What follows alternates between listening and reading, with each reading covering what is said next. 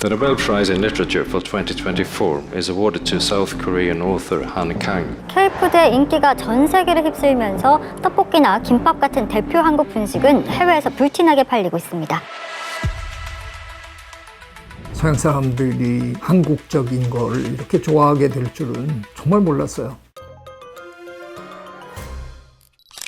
요즘 K만 붙여도 식당이 다 잘 된다 이런 얘기를 할 정도로 한국 음식이 요즘에 또 특히 더 화제가 되는 것 같아요. 어떻게 보세요? 어떻게 보냐고 물으시니까 참 억울한 면이 하나 있는데요. 미국에서 어쩌면 제가 공부를 때려치고 사업을 했을 가능성도 있었습니다. 음식점 체인을 만들어 볼 기획을 한 적이 있었어요. 근데 그때만 해도 한국 음식이 이렇게까지 뜨리라고는 꿈에도 상상 못했죠. 제가 처음에 펜실베니아 주립대학 유학을 가서 미국 음식이라는 걸 처음 먹어봤는데 너무 맛이 없잖아요. 기숙사 음식이라는 게 진짜 맛없는데 제 옆에 빵에 한국 학생이 가끔 커피 파티에 끓여주는 라면, 이게 너무 맛있는 거예요. 그러던 어느 날 제 옆에 방에 있는 그 한국 양반이 공개적으로 미국 친구들한테 당했어요. 김치를 먹다가 그 냄새가 이제 퍼져나갔는데 그 김치가 오래된 묵은 김치였는지 하여간 냄새가 고약했나 봐요. 복도에서 싸움이 붙은 거예요. 그러던 시절을 저는 또렷이 기억하고 제 아내는 그 없는 살림에 대학원생 시절에도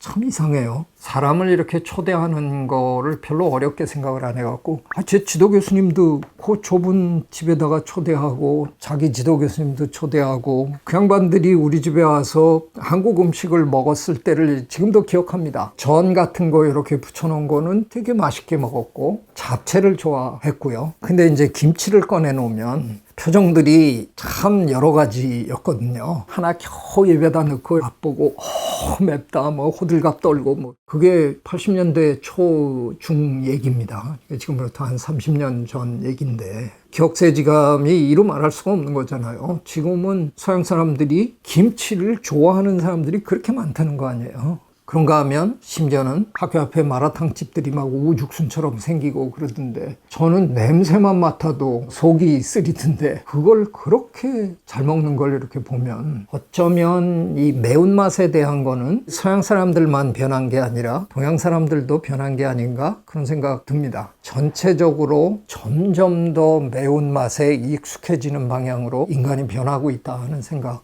굉장히 많이 합니다. 전반적으로 지금 옛날보다는 매운맛에 사람들이 훨씬 익숙해 있는 것 같아요. 우리 혀가 맛볼 수 있는 여러 가지 맛 중에 매운맛은 기본적으로 통증이거든요. 이게 매운맛이 통증이다 보니까 제 생각에는 전 세계인이 총체적으로 지금 그 통증에 점점 고강도로 익숙해져 가는 게 아닐까. 매운맛처럼 짜릿한 맛이 없잖아요. 그래서 제 생각에는 그 매운맛이 우리 K푸드를 이끌고 있는 것 같은데 참 신기합니다. 음식은 그렇다 치자고요. 다른 것들도 이렇게까지 빠른 시일에 서양 사람들이 한국적인 걸 이렇게 좋아하게 될 줄은 정말 몰랐어요. 제가 미국에서 공부하던 시절에 하버드 대학에도 한국학을 하시는 분들이 그래도 몇 분 이렇게 계셨고 미시간 대학에는 아예 한국학과가 그 옛날 이미 설립이 됐었어요. 저는 그때 저게 얼마나 버티겠나 그랬는데 지금 뭐 유럽의 많은 대학에 한국학과가 만들어지고 있다는 거 아니에요. 우리말을 배우기 위해서 학생들이 이렇게 수강 신청을 많이 한다는 거잖아요. 이런 게 어떻게 이렇게 빠른 시일 내에 벌어질 수 있을까? 그 생각을 하다 보면 저는 일본의 케이스를 자꾸 이제 생각해 보게 되는데요. 제가 처음에 미국에 갔을 때 70년대 후반이었는데 그때만 해도 일본 사람들이 날 생선을 먹는다. 코미디언들 중에서 그거를 흉보는 아이템으로 막 자기 코미디에서 하고 이랬어요. 그런데 제가 유학하는 그 와중에 일본 음식점이 엄청나게 뜨기 시작하는 거예요. 그러더니 미국 사회에서 적어도 어느 수준 이상의 잘 나가는 사람들은 일본 레스토랑에서 저녁 데이트를 해야 있는 사람처럼 보이게 되는 제가 박사를 마칠 무렵 그 무렵쯤 되니까 제 지도 교수님도 일본 레스토랑 갔다 왔다는 걸 자랑 삼아서 얘기하고 열광하는 모습을 이렇게 지켜보면서 정말 신기했어요. 아니 이게 한 10년 저 간격으로 벌어진 일이란 말이에요. 80년대, 90년대에는 웬만한 미국 사람들은 일본에 대한 호감이 이루 말할 수 없이 높았어요. 일본이라면 아주 그냥 죽고 못 사는 거예요, 사람들이. 저 나라에 왜 저렇게 열광할까? 그거는 약간은 아이들로부터 시작된 것 같아요. 일본이 게임을 만들어내는 나라였잖아요. 아이들이 일본이 만든 게임을 하기 시작하면서 일본은 판타지 아일랜드가 된 거죠. 미국 사람들이 일본에 대한 선호도가 눈 깜짝할 사이에 늘어나는 걸 그냥 전 지켜봤어요. 신기하다. 그랬는데 제가 그런 걸 보고 미국에서 살다가 귀국했는데 한국에서 지난 한 20, 30년 살면서 우리나라가 그렇게 변하는 걸 지금 또 관찰하고 있는 거예요. 문화적으로 선호도의 변화라는 건 생각보다 굉장히 빠르게 일어날 수 있다 하는 것만은 분명한 것 같아요. 어떻게 이렇게 빨리 벌어질 수 있을까? 아무리 생각해도 신기해요. 왜냐하면 저는 자연을 관찰하는 사람이다 보니까 자연에서 벌어지는 진화적 현상들을 연구하다 보면 이렇게 급속도로 변하는 거를 보는 건 그렇게 쉬운 일이 아니거든요. 생물적 변화는 굉장히 오래 걸리는 현상이지만 문화적 변화는 순식간에 일어날 수 있구나 하는 걸 정말 느낍니다.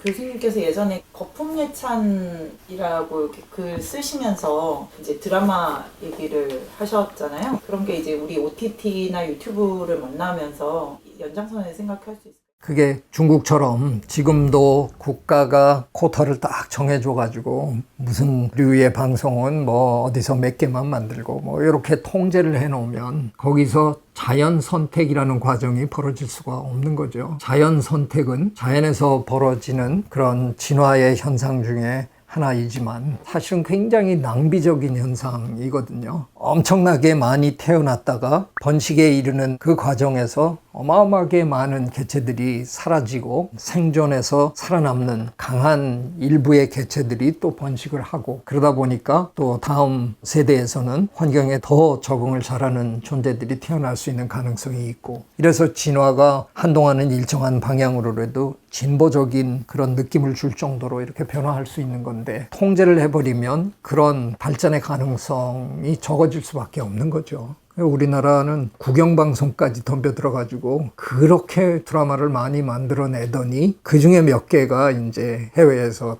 터지기 시작한 거 아니에요. 이렇게 터지고 나면 우리 유튜브 세계에서 너무 잘하는 얘기지만 역주행을 해갖고 다른 것들도 뒤늦게 뭐 다 조명을 받고 그러다 보니까 이제 지금은 우리나라가 만드는 웬만한 드라마를 외국에서는 다 지금 지켜보고 있는 그런 상황이 된 거잖아요. 그래서 저는 이게 자연현상에서 흔히 볼 수 있는 그런 일이 벌어진 거다라고 생각하는 거예요. 결국은 우리나라 문화가 그래도 세계에서 이렇게 각광을 받는 데에는 굉장히 많은 노력이 있었기 때문에 많은 시도들이 있었기 때문에 그 중에 어떤 것들이 주목받을 수 있는 기회의 가능성이 높아질 수밖에 없었던 게 아닌가 그런 생각해요.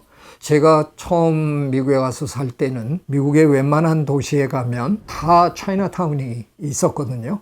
중국 사람들이 전 세계에 퍼져나갔다. 우리가 그렇게 얘기하잖아요. 전 세계에 어디를 가든 화교가 없는 나라가 없고 많은 나라에서 경제적으로도 상당한 위치에 올랐고 그러다 보니 많은 나라에 차이나타운이 있는 거고 뭐 이런데 이걸 우리가 흔히 영어로는 디아스포라라고 부르잖아요. 전 세계에 퍼져나가서 살고 있다는 거죠. 어디를 가든 우리나라 사람들은 힘든 일이지만 뭔가를 시작하고 그걸 꾸준히 해나가면서 언젠가는 또 그게 발판이 돼서 기반을 이루고 이런 일들을 쭉 해왔잖아요. BTS의 인기가 촉발된 데가 남미잖아요. 그런 게 그냥 하루아침에 벌어지는 일은 아닐 거 아니에요. 그 남미의 나라마다 우리나라 사람들이 거기에서 뭔가를 하고 있었고 그런 것들이 야금야금 기반을 마련하고 그게 어느 날 굉장히 흥미로운 어떤 일로 촉발이 되면 이제 거기서 불이 붙기 시작하는 거잖아요. 저는 그런 면도 무시하지 못할 거다는 생각을 합니다.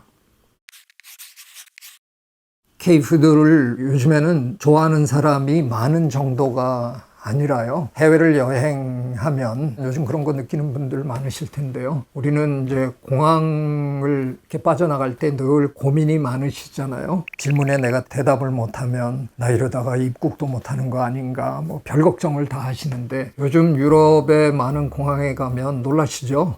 여권 딱 디미는데 받는 분이 안녕하세요. 한국말로 하는 그런 분들이 많아요.